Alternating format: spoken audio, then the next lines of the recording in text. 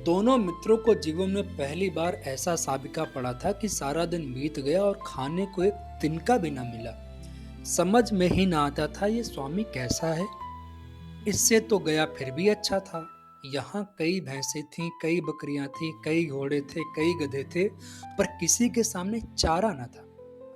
सब जमीन पर मुर्दों की तरह पड़े हुए थे। कई तो इतने कमजोर हो गए थे कि खड़े भी ना हो सकते थे। सारा दिन दोनों मित्र फाटक की ओर टकटकी लगाए ताकते रहे, पर कोई चारा लेकर ना आया। तब दोनों ने दीवार की नमकीन मिट्टी चाटनी शुरू की, पर इससे क्या तृप्ति होती।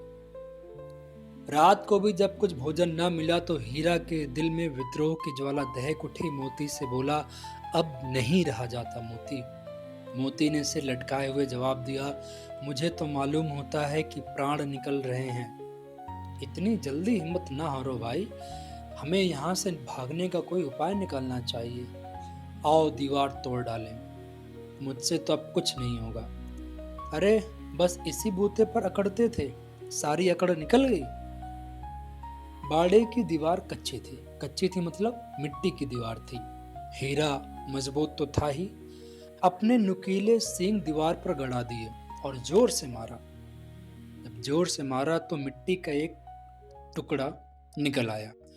फिर तो हीरा का साहस बढ़ा। उसने दौड़ दौड़कर दीवार पर कई चोटें की और हर चोट में थोड़ी सी मिट्टी नीचे गिर जाती थी। उसी समय कांजी हाउस का चौकीदार लालटेन लेकर जानवरों की हाजिरी लेने आया। हीरा का उजड़पन देखकर उसे कई डंडे मारे और मोटी सी रस्सी से बांधकर चला गया। बताइए, मोती ने पड़े पड़े कहा, आखिर मार खाई क्या मिला? अपने बूते भर जोर तो मार दिया।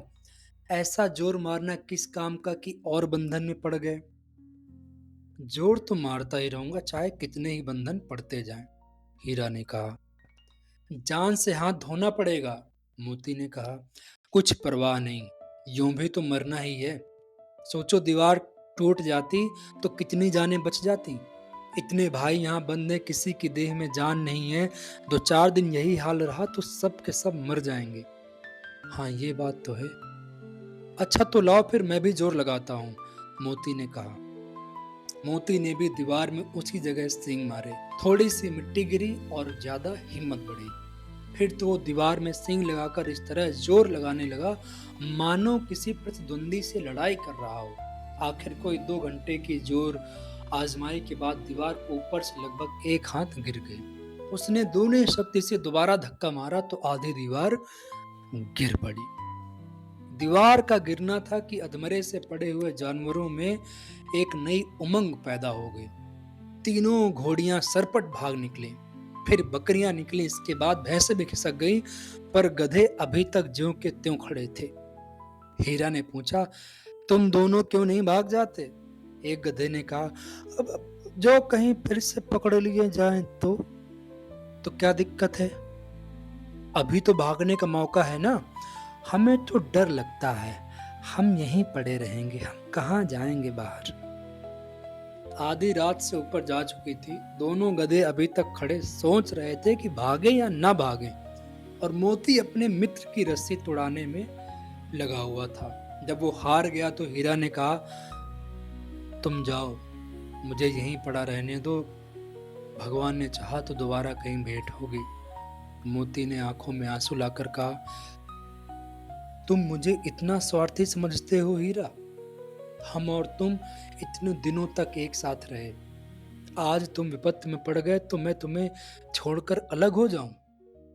हीरा ने कहा, बहुत मार पड़ेगी, लोग समझ जाएंगे ये तुम्हारी ही शरारत है। बहुत मार पड़ेगी, भाग जाओ। मोती ने गर्व से कहा, जिस अपराध के लिए तुम्हारे गले में बंधन पड़ा, उसके लिए अगर मुझे मार पड़े तो क्या चिंता। इतना तो हो ही गया कि 9-10 प्राणियों की जान तो बच गई। कम से कम वो सब तो आशीर्वाद देंगे। ये कहते हुए मोती ने दोनों गधों को सींगों से मार मार कर बाड़े के बाहर निकाला और तब अपने बंधु के पास आकर सो गया। सुबह होते ही मुंशी, चौकीदार और भी अन्य कर्मचारियों में कैसी खलबली मची, ये लिखने की जरूरत नहीं है। ऐसा प्रेमचंद्र साहब ने लिखा है। बस इतना ही काफी है कि मोती की खूब मरम्मत हुई और उसे भी मोटी रस्सी से बांध दिया गया। एक सप्ताह तक दोनों मित्र वहीं बंधे पड़े रहे। किसी ने चारे का एक तिनका भी न डाला। हाँ, एक बार पानी दिया जाता था, यही उनका आधार था। दोनों इतने दुबले हो गए थे कि उठा तक नहीं जाता था। ठठरियां निकल आई थी। ठठरियां बोले तो हड्डियां निकल आई थी। चेंचिस दिख रही थी